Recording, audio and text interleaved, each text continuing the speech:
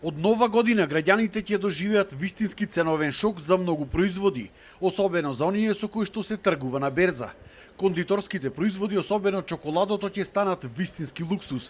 Поради еднобрно високите цени на какаото на берзите, прехранбената индустрија во целиот свет, па и кај нас, 2025-та ќе ја започне со драстично зголемени цени. Цените и сега многу тешко ги одржуваме на ова ниво, затоа што веќе новите количини на какао кои што ги увезуваме се со сериозно повисоки цени. Ако овој тренд продолжи, а најавите се дека ќе продолжи, сите кондитори ќе ги подигнат цените и тоа сериозно подигање на цените. Покачување на цените се очекува и на маслото за готвење, чии што цени исто така според прехранбената индустрија во моментов буквално дивееле на светско ниво. Проблем била војната во Украина, каде што поради промена на законите околу извозот и девизните плаќања, комплетно бил стопиран извозот на масло. Зголемување имаше минатиот месец на маслото, сите производители на рафинирано сончогледово масло ги подигна своите цени, зборувам и околината наша, и Србија, и Бугарија. Најавите за нерафинирано сурово масло се уште дека цената оди нагоре. Се надеваме дека ќе успееме да ги одржиме до новогодишните празници тие цени, но навистина е голем предизвик. Цените немало да се покачат на овие производи додека е во тек новогодишната потрошувачка кошничка на владата.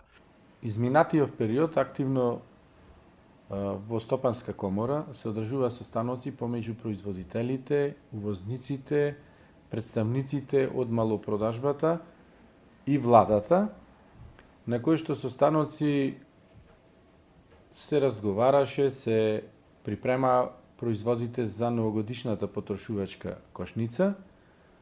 На тие состаноци владата остави слободен избор на производителите и увозниците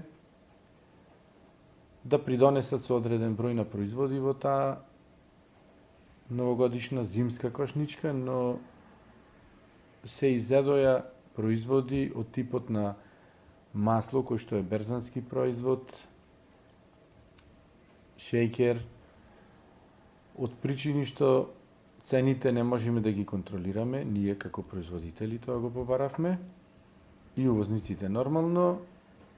Меѓутоа, од страна на владата беше апелирано за време на потрошувачката кошница да пробаме производителите, увозниците да ги одржат овие цени сега и да не дојде до поскапување во тој период кога ќе трае таа потрошувачка кошница.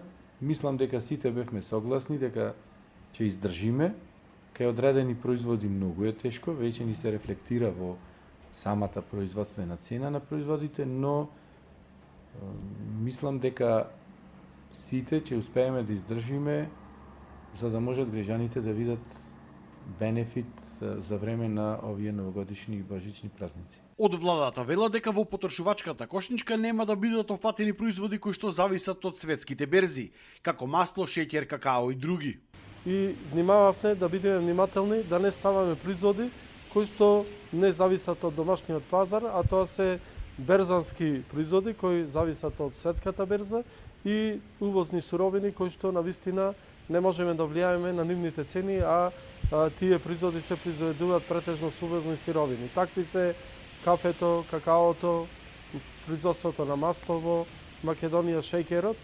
Меѓутоа ќе гледаме да и сите производи кои што се застапени овие суровини, во тие да бидат намалени цените во новогодишната кошничка. Еден апел до сите производители, увозници да не ги зголемуваат цените на овие производи во наредниот период, да останат исти и да исто така со одредените намалувања кои ќе започнат од месец декември ќе траат до јануари со новогодишната кошничка, да имаме осетно намалување на цените на тие производи кои што ќе бидат застапени на трапезата во таа новогодишна кошничка. Новогодишната потрошувачка кошничка официјално ќе биде презентирана идната недела.